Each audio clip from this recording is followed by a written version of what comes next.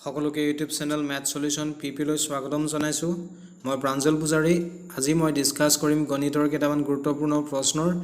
মই ভাবো এই প্ৰশ্নকেইটা যথেষ্ট গুৰুত্বপূৰ্ণ সো ভিডিওটো শেষলৈকে চাব আৰু ভিডিওটো চাই কেনে পালে মোক কমেন্ট কৰি জনাব ঠিক আছে সো পলম নকৰি ভিডিওটো ষ্টাৰ্ট কৰো আজি প্ৰথম প্ৰশ্নটো আছে তিনটা সংখ্যাৰ অনুপাত 3:2:5 আৰু সংখ্যাকেইটাৰ বৰ্গৰ যোগফল 1862 আটাইতকৈ সৰু সংখ্যাটো হ'ব অপচন একেটা দিছে এতিয়া আমাক প্ৰশ্নটো কি দিছে তিনটা সংখ্যাৰ অনুপাত দিয়া আছে 3:2:5 আৰু সৰু সংখ্যাকেইটাৰ বৰ্গৰ যোগফল দিছে 1862 1862 আমাক আটাইতকৈ সৰু সংখ্যাটো উলিয়াবলৈ কৈছে এতিয়া যেটো সংখ্যাৰ অনুপাত দিয়া আছে তাত x লগাই আমি সংখ্যাকেইটা thrice x twice x আৰু 5x বুলি ধৰি লম যত আটাইতকৈ সৰু সংখ্যা কোনটো হ'ব x ৰ যিকোনো মানৰ কাৰণে twice x টো আৰু আটাইতকৈ ডাঙৰ কোনটো 5x আমাক ইয়াত আটাইতকৈ সৰুটো উলিয়াব কৈছে এটা আমাক প্ৰশ্নমতে কি দিছে সংখ্যাকেইটাৰ বৰ্গৰ যোগফল সো আমি গোটেইকেইটা সংখ্যা বৰ্গ কৰি যদি যোগ কৰো তেতিয়া আমি কি পাম 1862 এটা thrice x whole square 3x square কৰিলে আমি পাম 9x square 2x square কৰিলে আমি পাম 4x square 5x whole square 5x square কৰিলে আমি পাম 25x square equal to 1862 এটা লেফট হ্যান্ড সাইডত 9x square 4x square 25x square plus কৰিলে আমি পাম 9 plus 4 13 13 plus 25 38 লগত x square আহিব 38x square equal to 1862 আমাক x ৰ মান উলিয়াব লাগে সো x square টো ৰাখি 38 টো এটো সাইডে নিলে আমি পাম 1862 divided by 38 কাৰণ 38 টো ইয়াত পূৰণ হৈ আছে এফালে নিলে হৰণ হ'ব সো আমি কি পাম x square equal to 1862 divided by 38 এটা 1862 ক আমি যদি 38 এ ডিভাইড কৰো অৰ্থাৎ হৰণ কৰো তেতিয়া আমি পাম 49 তাৰ মানে আমি x square মান কি পালো 49 আমাক অকল x ৰ মান লাগে ইয়াত স্কয়াৰ টো আটাই দিলে ইপিনে ৰুট ওভাৰ লাগিব মানে ৰুট 49 হ'ব 49 ৰ স্কয়াৰ ৰুট অৰ্থাৎ বৰ্গমূল কিমান 7 7 into 7 আমি কিমান পাম 49 সো 49 ৰ বৰ্গমূল কিমান 7 সো আমি x ৰ মান কি পালো 7 এটা আটাইতকৈ সৰু সংখ্যা আমি কি পাইছিলো twice x ইয়াত x ৰ মানটো বহালে আমি পাম 2 into 7 equal to 14 অৰ্থাৎ আটাইতকৈ সৰু সংখ্যা কোনটো 14 সো ইয়াৰ কাৰেক্ট আনসাৰ হৈছে অপচন সি অপচন সি ইয়াৰ কাৰেক্ট আনসাৰ এটো হৈছে ইয়াৰ সলিউশন যদি আমাক আটাইতকৈ ডাঙৰ সংখ্যাটো উলিয়াবলৈ দিলেহেঁতেন তেতিয়া আমি 5x ৰ x ৰ মান বহালোহেঁতেন তেতিয়া আমি কিমান পাম 5 into 7 equal to 35 আৰু যদি তিনিটা সংখ্যা উলিয়াব দিলেহেঁতেন আমি এটা 14 পালো এটা 35 পালো ইটো thrice x ত x ৰ মানটো বহাই দিলে আমি পাম 3 into 7 equal to 21 সো সংখ্যা কেইটা কি হ'ব তেতিয়া 21 14 আৰু 35 এই কথাকেইটা লগত মনত ৰাখিব ঠিক আছে ইয়াৰ পিছৰ প্ৰশ্নটো আছে 675 লগত আটাইতকৈ সৰু কোনটো সংখ্যাৰে পূৰণ কৰিলে পূৰণফল এটা পূৰ্ণ ঘন হ'ব অপচন একেটা দিছে সো আমাক সুধিছে 675 লগত ইয়াৰ ভিতৰত কোনটো সংখ্যাৰে পূৰণ কৰিলে পূৰণফল এটা পূৰ্ণ ঘন হ'ব এটা পূৰ্ণ ঘন হ'ব কাৰণে সংখ্যাটোৰ মৌলিক উৎপাদক তিনটাকে থাকিব লাগিব ঠিক আছে এই কথাটো মনত ৰাখিব এতিয়া আমি প্ৰথম কি কৰিম 675 ৰ মৌলিক উৎপাদক কেইটা উলিয়াই লম 675 ক আটাইতকৈ সৰু মৌলিক সংখ্যা প্ৰথম 3 হৰণ যাব 3 দুগুণ 6 3 দুগুণ 6 3 5 গুণ 15 225 বাৰ 225 ক 3 হৰণ যাব 75 বাৰ 75 ক 3 যাব 25 বাৰ 25 ক 5 হৰণ যাব 5 বাৰ সো আমি 675 ৰ মৌলিক উৎপাদক কি পালো 3 পালো 3টা আৰু 5 পালো 2টা এতিয়া মই কৈ আহিছিলো পূৰ্ণ ঘন হ'ব কাৰণে সংখ্যাটোৰ উৎপাদক তিনটা থাকিব লাগিব এটা 3টা আছে কিন্তু 5 দুটাহে আছে গতিকে আমি 5 এৰে পূৰণ কৰিব লাগিব তেতিয়া কি হ'ব পূৰণফলটো এটা পূৰ্ণ ঘন হ'ব সো ইয়াৰ কাৰেক্ট আনসাৰ হৈছে অপচন বি ইয়াৰ কাৰেক্ট আনসাৰ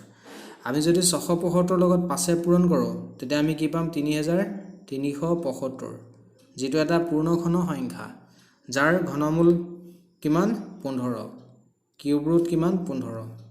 এই কথাটো লগতে মনত ৰাখিব ঠিক আছে ইয়াৰ পিছৰ প্ৰশ্নটো আছে if 5 to the power x plus 3 equal to 25 to the power 36 minus 4 then x is equal to option e kita dise mane proshno to ki hobo অসমীয়াত যদি 5 to the power x plus 3 equal to 25 to the power 36 minus 4 মানে এই দুটা যদি সমান হয় তেতিয়া হলে x ৰ মান আমাক উলিয়াব কৈছে ঠিক আছে এটা আমাক কি দিছে 5 to the power x plus 3 equal to 25 to আমি কি বুলি লিখিব পাৰো 5 স্কয়াৰ বুলি হয়নে 5 ক স্কয়াৰ কৰিলে আমি কি পাম 25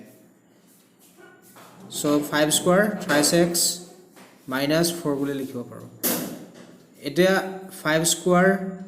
হোল 36 minus 4 এটো আছে a to the power m whole n ফৰ্মত হয়নে যেটো ফৰ্মুলা হৈছে a to the power m into n মানে পাৱাৰ কেটা এনেকে থাকিলে কি হ'ব পাৱাৰ কেটা ইনটু হ'ব সো আমি পাৱাৰ কেটা ইনটু হলে ইয়াত কি হ'ব 5 to the power 2 to ইয়াৰ লগত পূৰণ কৰিব লাগিব তেতিয়া 2 into 36 আমি পাম 6x minus 2 into 4 আমি পাম 8 সো আমি কি পালো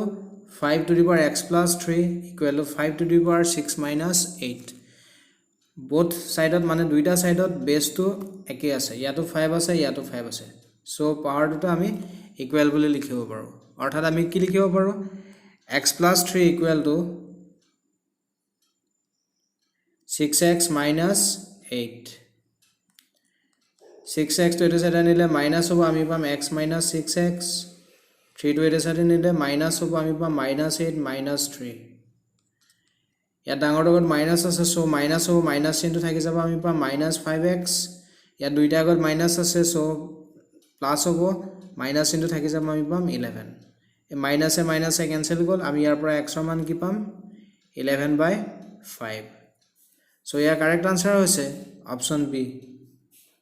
অপশন বি 11/5 অৰ্থাৎ 5 ভাগৰ 11 ইয়াৰ শুদ্ধ উত্তৰ এটো হৈছে ইয়াৰ সলিউশন ঠিক আছে ইয়াৰ পিছৰ প্ৰশ্নটো আছে দুটা সংখ্যাৰ গড় 8 আৰু অন্য তিনটা সংখ্যাৰ গড় 3 হে পাঁচটা সংখ্যাৰ গড় হ'ব অপচন একিটা দিছে এটা আমাক দুটা সংখ্যাৰ গড় দিছে 8 তেন্তে দুটা সংখ্যাৰ মুঠ কি হ'ব 2 লগত 8 পূৰণ কৰিলে আমি পাম 16 দুটা সংখ্যাৰ আমি মুঠ কি পালো 16 আকৌ দিছে তিনটা সংখ্যাৰ গড় 3 আমি তিনটা সংখ্যাৰ মুঠ কেনেকৈ পাম 3 লগত 3 পূৰণ কৰিলে আমি পাম 9 হে পাঁচটা সংখ্যা কোন কিটা এই দুটা আৰু এই তিনটা এই পাঁচটা সংখ্যা হয়নে নহয় গড় উলিয়াবলৈ কৈছে এই পাঁচটা সংখ্যাৰ মুঠ কি হ'ব 16 লগত 9 যোগ কৰিলে আমি পাম 25 হে পাঁচটা সংখ্যাৰ মুঠ কিমান 25 এটা গড় কেনেকৈ ওলাই মুঠক হৰণ কৰিব লাগিব ৰাশিৰ সংখ্যায় ইয়াত কিমান আছে পাঁচটা মানে 25ক হৰণ কৰিব লাগিব 5 5 25ক ক্যান্সেল যাব 5 বাৰ অৰ্থাৎ আমি গড় কি পালো হে পাঁচটা সংখ্যাৰ 5 সো ইয়াৰ কাৰেক্ট আনসাৰ হৈছে অপশন বি 5 ইয়াৰ কাৰেক্ট আনসাৰ এটো হৈছে ইয়াৰ সলিউশন ঠিক আছে ইয়াৰ পিছৰ প্ৰশ্নটো আছে এটা সংখ্যাৰ 20% যদি 120 হয় তেন্তে সেই সংখ্যাটোৰ 120% হ'ব অপশন একিটা দিছে সো আমাক কি দিছে এটা সংখ্যাৰ 20% দিছে 120 20% যদি সংখ্যাটোৰ 120 হয় তেন্তে সংখ্যাটো অৰ্থাৎ 100% কি হ'ব 20 লগত 5 পূৰণ কৰিলে আমি পাম 100 হয়নে গতিকে 120 লগত আমি 5 পূৰণ কৰিব লাগিব তেতিয়া আমি কি পাম সংখ্যাটো অৰ্থাৎ 100% 120 লগত 5 পূৰণ কৰিলে আমি কি পাম 600 অৰ্থাৎ সংখ্যাটো কিমান 600 ঠিক আছে এটা আমাক 600ৰ 120% উলিয়াবলৈ কৈছে ইয়াৰ কাৰণে আমি কি কৰিব লাগিব 600 লগত 120 পূৰণ কৰিব লাগিব আৰু তাক হৰণ কৰিব লাগিব 100 এটো ক্যালকুলেট কৰি আমি যেটো পাম হেটো হ'ব ইয়াৰ আনসাৰ এই শূন্য দুটা ক্যান্সেল গল কি থাকিলে 6 আৰু 120 পূৰণ হৈ আছে আমি পূৰণ কৰিলে পাম 720 সো সংখ্যাটোৰ 120% কিমান হ'ব 720 সো ইয়াৰ কাৰেক্ট আনসাৰ হৈছে অপশন ডি ইয়াৰ কাৰেক্ট আনসাৰ বা এইকন নকৰি আমি এনেকৈ লিখিব পাৰো আমি 100% অৰ্থাৎ সংখ্যাটো কি পালো 600 তাৰ 20% কিমান দিছে 120 600 লগত 120 যোগ কৰিলো আমি সংখ্যাটোৰ 120% পাম যেটো হ'ব 720 সো এইকন এনেকৈ নকৰি তেনেকৈ প্লাস কৰিও আমি আনসাৰটো উলিয়াব পাৰো ঠিক আছে ইয়াৰ পিছৰ প্ৰশ্নটো আছে কিমানৰ 3.6% হ'ব 27 অপশ্যন এইকেইটা দিছে এতিয়া আমাক সুধিছে কিমানৰ 3.6% 27 হ'ব এতিয়া আমি ইয়াত মুঠ পৰিমাণটো উলিয়াবলৈ কৈছে তেতিয়া আমি কি কৰিব লাগিব 27ক পূৰণ কৰিব লাগিব 100 আৰু ইয়াক হৰণ কৰিব লাগিব 3.6 এতিয়া 3.6 জেগাত যদি আমি 36 লিখো অৰ্থাৎ পইণ্টটো আঁতৰাই দিওঁ তেতিয়া ওপৰত 10 পূৰণ কৰিব লাগিব কাৰণ পইণ্টটো এটা অংকৰ আগত আছে এটা ডিজিটৰ আগত আছে হয়নে এতিয়া আমি এটো কটাকটি কৰিম 36ক 9 কেনসেল যাব 4 বাৰ 27ক 9 যাব 3 বাৰ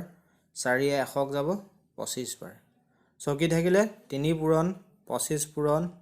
10 আমি পূৰণ কৰিলে পাম 3 25 75 75 লগত 10 পূৰণ কৰিলে আমি পাম 750 অৰ্থাৎ 750 ৰ 3.6% কিমান হ'ব 27 সো ইয়াৰ কাৰেক্ট আনসাৰ হৈছে অপচন এ অপচন এ 750 ইয়াৰ কাৰেক্ট আনসাৰ এটো হৈছে ইয়াৰ সলিউশন ঠিক আছে ইয়াৰ পিছৰ প্ৰশ্নটো আছে এখন বাছে 4 ঘণ্টাত 160 কিলোমিটাৰ আৰু এখন ট্ৰেইনে 5 ঘণ্টাত 320 কিলোমিটাৰ যাত্ৰা কৰে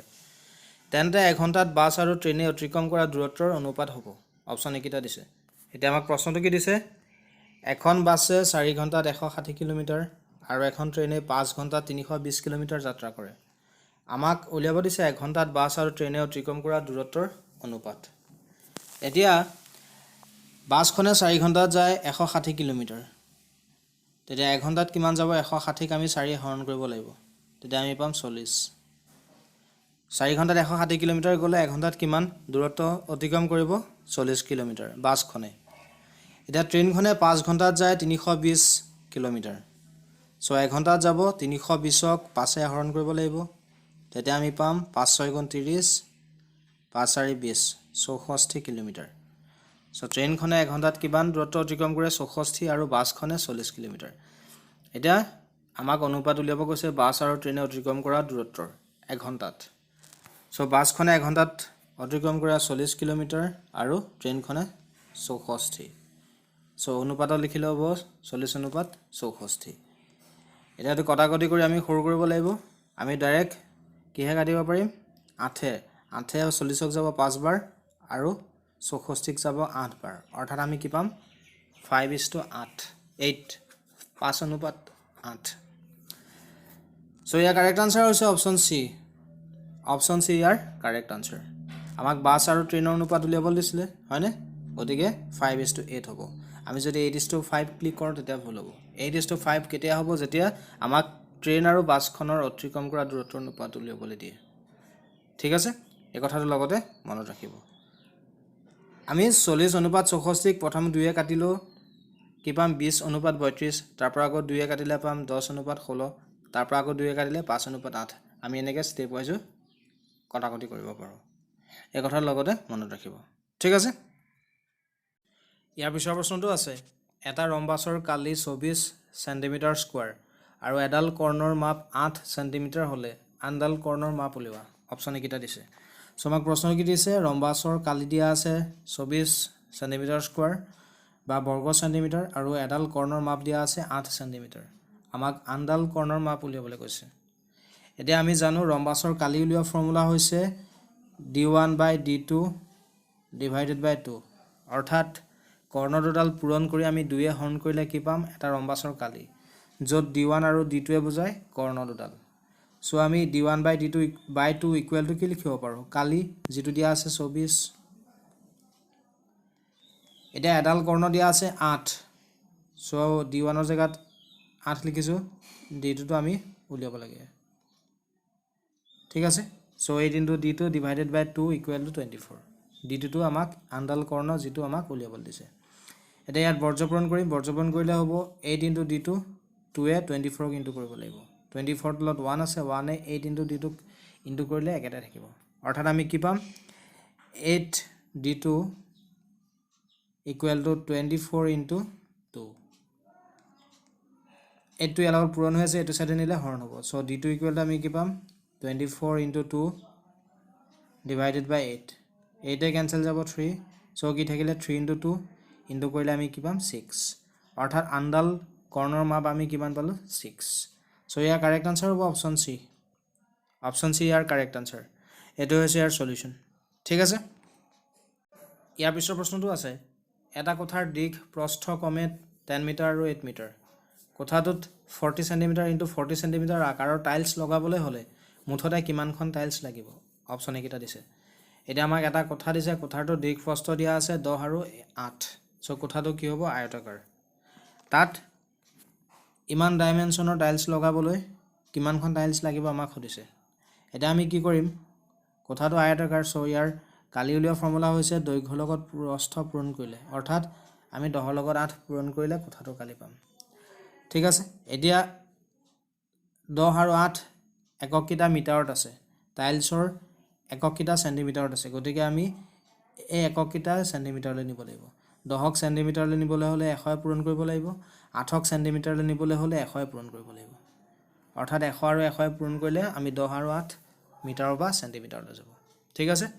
এটা টাইলছৰ ডাইমেনশ্যন দিয়া আছে 40 সো আমি ইয়াক হৰণ কৰিম 40 পূৰণ 40 এটো ক্যালকুলেট কৰি আমি যেটো পাম কিমানখন টাইলছ কোঠাটোত লগাবলৈ লাগিব ঠিক আছে এটো শূন্য কেনসেল কৰিলে এই দুটা লগত 4 এ 1ক যাব 25 বাৰ আৰু 4 এ 8ক যাব দুবাৰ চকি থাকিলে ওপৰত 10 পূৰণ 2 পূৰণ 25 পূৰণ কৰিলে আমি পাম 2 পূৰণ 25 50 50 ৰ লগত 10 পূৰণ কৰিলে আমি পাম 500 অৰ্থাৎ ইমান ডাইমেনশ্যনৰ কিমানখন টাইলছ লাগিব কোঠাটোত 500খন সো ইয়াৰ কাৰেক্ট আনসাৰ হ'ব অপশ্যন ডি ইয়াৰ কাৰেক্ট আনসাৰ এটো হৈছে ইয়াৰ সলিউশন ঠিক আছে ইয়াৰ পিছৰ প্ৰশ্নটো আছে এটা বৰ্গৰ বাহুৰ দিশ দুগুণ বৃদ্ধি কৰিলে ইয়াৰ কালি কিমান বৃদ্ধি পাব অপশ্যন এইকেইটা দিছে এটা আমাক প্ৰশ্নটো কি দিছে এটা বৰ্গৰ বাহুৰ দিশ যদি দুগুণ বৃদ্ধি কৰো ইয়াৰ কালি কিমান বৃদ্ধি পাব এটা বৰ্গৰ কালি উলিওৱা ফৰ্মুলা হৈছে a স্কয়াৰ য'ত এটোৱে বাহুৰ দিশ বুজায় এতিয়া আমি এটা বৰ্গ ললো যাৰ বাহুৰ দিশ x একক ইয়াৰ কালি কি হ'ব তেতিয়া x স্কয়াৰ কাৰণ আমি বাহুৰ দিশক স্কয়াৰ কৰিলে কি পাম বৰ্গটোৰ কালি গতিকে x এককৰ দৈৰ্ঘ্যৰ বাহুৰ বৰ্গটোৰ কালি কি হ'ব x স্কয়াৰ এতিয়া আমি দিছে বাহুৰ দিশ দুগুণ বৃদ্ধি কৰিলে আমি বাহুৰ দিশ দুগুণ বৃদ্ধি কৰিম তেতিয়া x ক 2 এ পূৰণ কৰিলে হ'ব 2x এটা 2x বাহুৰ দৈৰ্ঘ্যৰ বৰ্গটোৰ কালি কি হ'ব আমি 2x ক হোল স্কয়াৰ কৰিব লাগিব 2x ক হোল স্কয়াৰ কৰিলে আমি কি পাম 2 * 2 4 আৰু x স্কয়াৰ এতিয়া x স্কয়াৰ আৰু 4 স্কয়াৰ মাজত যদি কম্পেয়াৰ কৰো তেতিয়া আমি দেখিম x স্কয়াৰতকে 4x স্কয়াৰ মানে x স্কয়াৰ লগত 4 পূৰণ কৰিলে আমি 4x স্কয়াৰ পাম মানে কিমান বৃদ্ধি পাব 4 গুণ সো ইয়াৰ কাৰেক্ট আনসাৰ হ'ব অপশ্যন সি ইয়াৰ কাৰেক্ট আনসাৰ এটো হৈছে ইয়াৰ সলিউশন ইয়াৰ পিছৰ প্ৰশ্নটো আছে সুষম বহুভুজ এটাৰ বহিকোণ এটাৰ মাপ 40 ডিগ্ৰী হলে বহুভুজটোৰ বাহুৰ সংখ্যা নিৰ্ণয় কৰা অপশ্যন এইকেইটা দিছে এতিয়া আমাৰ সুষম বহুভুজ এটাৰ বহিকোণ এটাৰ মাপ দি আছে 40 ডিগ্ৰী বহুভুজটোৰ বাহুৰ সংখ্যা উলিয়াবলৈ কৈছে এটো কেনেকৈ ওলাব বাহুৰ সংখ্যাক 360 ক এই 40 এ হৰণ কৰিব লাগিব আমি আনসাৰ পাম বহুভুজটোৰ বাহুৰ সংখ্যা কিমান হ'ব 0 0 কেনসেল গ'ল 4 এ 36ক যাব 9 বাৰ মানে সুষম বহুভুজটোৰ বাহুৰ সংখ্যা কিমান 9টা সো ইয়াৰ কাৰেক্ট আনসাৰ হ'ব অপশ্যন ডি ইয়াৰ কাৰেক্ট আনসাৰ ইয়াৰ পিছৰ প্ৰশ্নটো আছে 450 মিটাৰ দীঘল চলন্ত ট্ৰেইন এখনে পথৰ কাষত থিয় হৈ থকা মানুহ এজনক পাৰ হওঁতে 25 সেকেন্ড সময় লাগে ট্ৰেইনখনৰ দ্ৰুতি নিৰ্ণয় কৰা সো আমাক প্ৰশ্নটো কি দিছে 450 মিটাৰ দীঘল চলন্ত ট্ৰেইন এখনে পথৰ কাষত থিয় হৈ থকা মানুহ এজনক পাৰ হওঁতে 25 সেকেন্ড সময় লয় ট্ৰেইনখনৰ দ্ৰুতি উলিয়াবলৈ কৈছে এটা আমি জানো দ্ৰুতি উলিওৱাৰ ফৰ্মুলা কি দূৰত্বক সময় হৰণ কৰিলে আমি দ্ৰুতি পাম দ্ৰুতিটো s এ বুজায় s = d/t দূৰত্বটো d এ আৰু সময়টো t এ ঠিক আছে এটা আমি চাব লাগিব অপচন কিটাত ইউনিট কিলোমিটাৰ পাৰ আৱাৰ আছে কিন্তু ইয়াত দূৰত্বৰ ইউনিটটো মিটাৰত আছে সময়ৰ ইউনিটটো সেকেন্ডত আছে যিকিটা আমি কিলোমিটাৰলৈ ল'ব লাগিব এতিয়া কিলোমিটাৰ বা মিটাৰলৈ নিবলৈ হলে আমি 1000 পূৰণ কৰো কাৰণ 1 কিলোমিটাৰত 1000 মিটাৰ থাকে কিন্তু মিটাৰ বা কিলোমিটাৰ নিবলৈ হলে কি কৰিব লাগিব 1000 হৰণ সো আমি 450ক 1000 হৰণ কৰিম তেতিয়া 450 মিটাৰটো কিলোমিটাৰলৈ যাব আৰু আৱাৰৰ পৰা সেকেন্ডলৈ নিবলৈ হলে আমি 3600 পূৰণ কৰো সেকেন্ডৰ পৰা আৱাৰলৈ নিবলৈ হলে 3600 হৰণ কৰিব লাগিব কাৰণ 1 ঘন্টাত 3600 সেকেন্ড থাকে সো আমি কি কৰিম 25ক 3600 হৰণ কৰিম ঠিক আছে এতিয়া এটো হ'ব d আৰু এটো হ'ব t যদি ইউনিটটো কিটা মিটাৰ পাৰ সেকেন্ডত থাকিলতেন তেতিয়া এটো কনভাৰ্ট কৰিব নালাগে ডাইৰেক্ট আমি 450 ক 25 এ হৰণ কৰিলেতেন 18 পালোতেন 18 মিটাৰ পাৰ সেকেন্ড কিন্তু 18 মিটাৰ পাৰ সেকেন্ড ইয়াত অপচনত নাই সো আমি কিলোমিটাৰ পাৰ আৱাৰলে কনভাৰ্ট কৰি লৈছো এতিয়া ইয়াত মান কিটা বহাই দিম d মান 450 divided by 1000 মানে 1000 divided by 25 divided by 3600 এতিয়া এই হৰণটো পূৰণ কৰিব লাগিব এই হৰণটো পূৰণ কৰিব লাগিব 450 divided by 1000 এই হৰণটো যে আছে এই হৰণটো পূৰণ কৰিম ওপৰটো এটা ভগ্নাংশ আছে তলতো এটা ভগ্নাংশ আছে হয় নে নহয় এই হৰণটো পূৰণ কৰিম তেতিয়া তলৰ ভগ্নাংশটো উল্টি যাব কি হ'ব 25 3600 ভাগৰ 25 আছে 25 ভাগৰ 3600 আছে সো আমি কি পাম 450ক হৰণ কৰিব লাগিব 1000 এ তাক পূৰণ কৰিব লাগিব 25 ভাগৰ 3600 এটো ক্যালকুলেট কৰি আমি যেটো আনসাৰ পাম হেতু হ'ব ইয়াৰ সলিউশন এ দুটা 0 ক্যান্সেল হ'ল 25ক পাছে যাব 5 বাৰ 450ক পাছে যাব 90 বাৰ